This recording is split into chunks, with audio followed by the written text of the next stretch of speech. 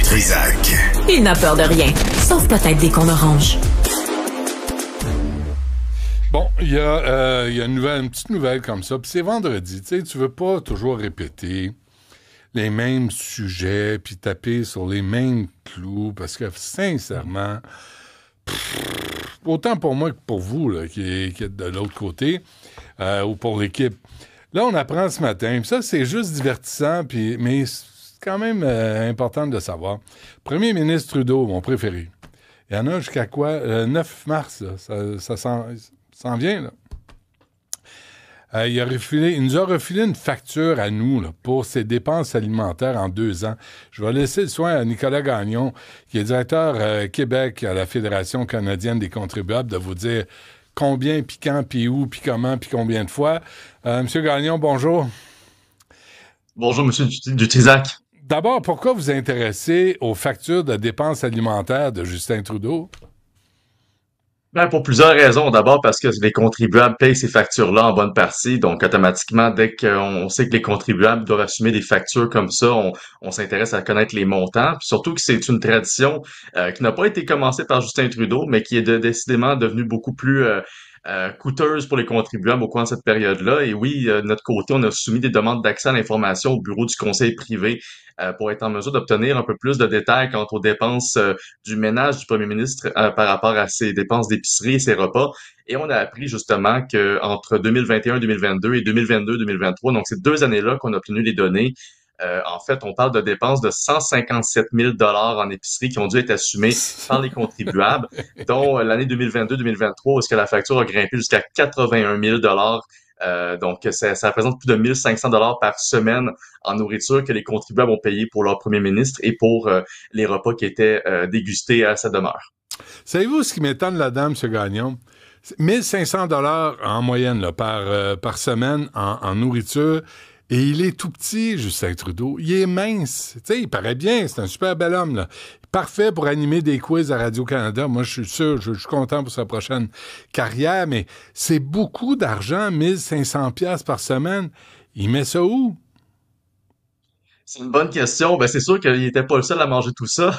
Donc, c'est clair qu'il y avait entre autres sa famille et des invités qui venaient à sa résidence et qui en profitaient autant de ces repas-là. Mais c'est quand même, je veux dire, il faut avoir vraiment trouvé tous les moyens possibles pour gonfler cette facture-là pour arriver à de tels montants.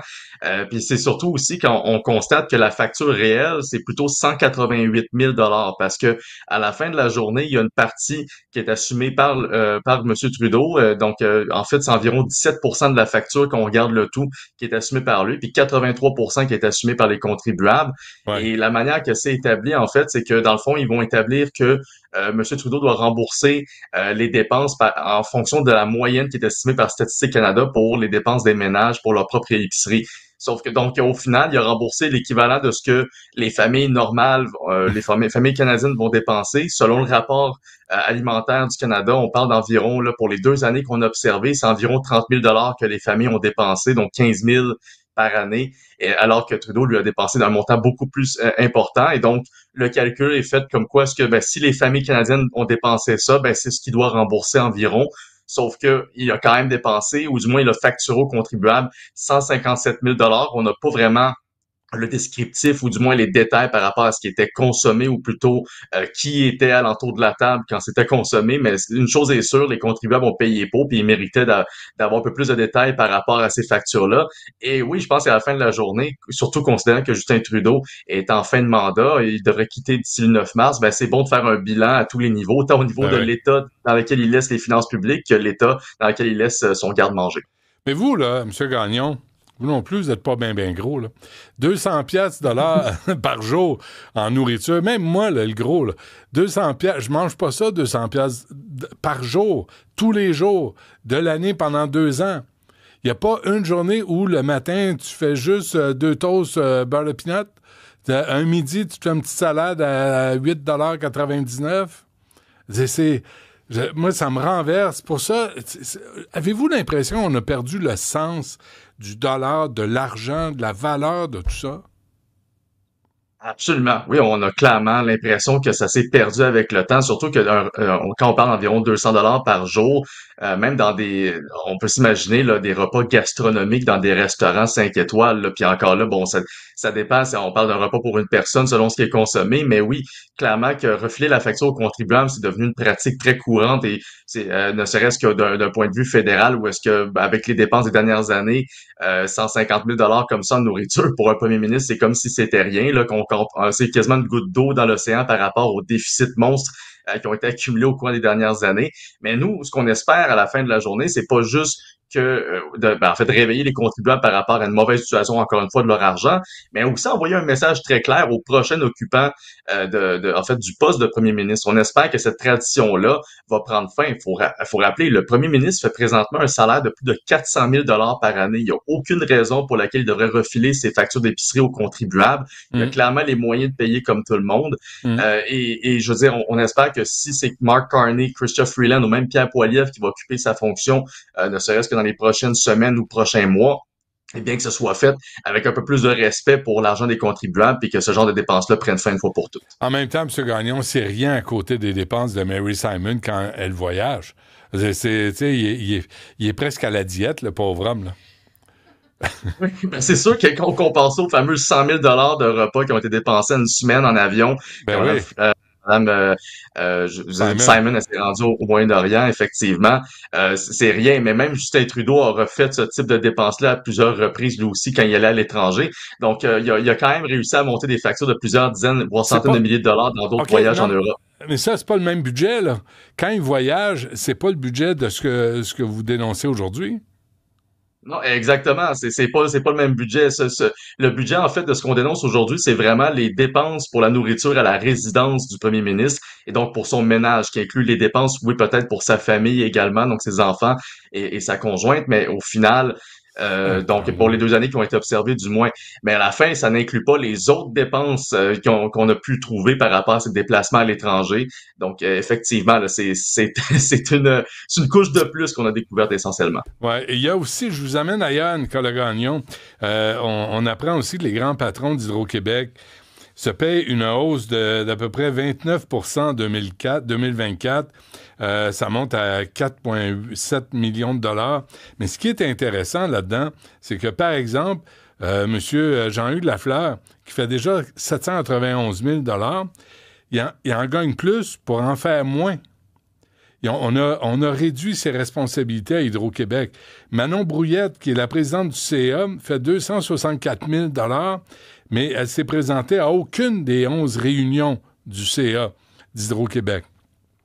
Tu dis, avec un déficit de 11 milliards, là, est-ce qu'il y a un pilote dans l'avion? Est-ce qu'il y a quelqu'un qui dit, là, on va... Tu sais, ce qu'Elon Musk fait aux États-Unis, on peut critiquer, mais il me semble qu'il y a un criant besoin de faire ça ici au Québec, là. Absolument, surtout qu'on regarde l'image complète avec Hydro-Québec, les bénéfices qui sont à la baisse pour une deuxième année de suite. On sait aussi que la qualité du service à la clientèle, puis ça c'est un aveu de Michael Sabia lui-même, est plus du tout au rendez-vous. On sait que l'état du réseau est de plus en plus problématique. On a des pannes qui sont de plus en plus longues. On a les tarifs qui continuent à augmenter à répétition, tant pour les particuliers que pour les entreprises. Et malgré tout ça, malgré que le portrait est loin d'être appréciable, ben, on se retrouve avec des nouvelles où est-ce qu'on apprend que les rémunérations ont augmenté de 28 pour les principaux dirigeants d'Hydro-Québec.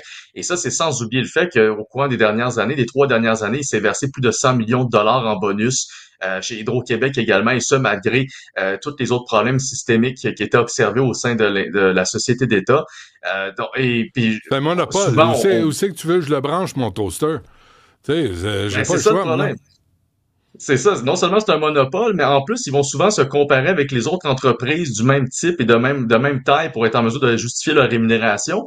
Puis il y a un rapport qui a été publié par la firme Gallagher. Ça avait été commandé par l'Association québécoise des consommateurs industriels d'électricité en novembre dernier. Puis ça démontrait finalement que les rémunérations chez Hydro-Québec étaient jusqu'à 15 supérieures à celles des entreprises avec lesquelles ils se comparent, alors que jusqu'à maintenant, ils disaient toujours que c'était à peu près 5 supérieur, mais c'est faux. Hmm. Donc, non seulement les rémunérations sont bien supérieures à celles des autres secteurs qui sont généralement pas des monopoles, mais par-dessus le marché, le rendement est pas au rendez-vous et on continue à se graisser la patte. Puis malheureusement, c'est un problème qu'on trouve pas juste chez Hydro-Québec. On se rappelle, Investissement Québec, dans les dernières années, il y avait un rendement négatif, mais les salaires des 5 principaux dirigeants avaient atteint quand même 4,5 millions pour l'année 2023-2024, alors que l'année précédente, c'est un rendement négatif.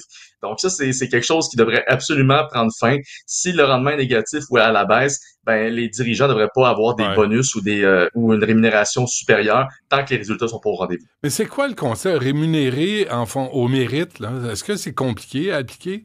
Si tu as un moindre rendement, t'as pas de boni. Si ça va pas bien, t'as pas de boni. T'es bien payé, puis t'as une pension à vie. Est-ce qu'en plus, il faut donner des bonis? Mais on dirait que c'est un acquis, ça. On peut pas remettre ça en question.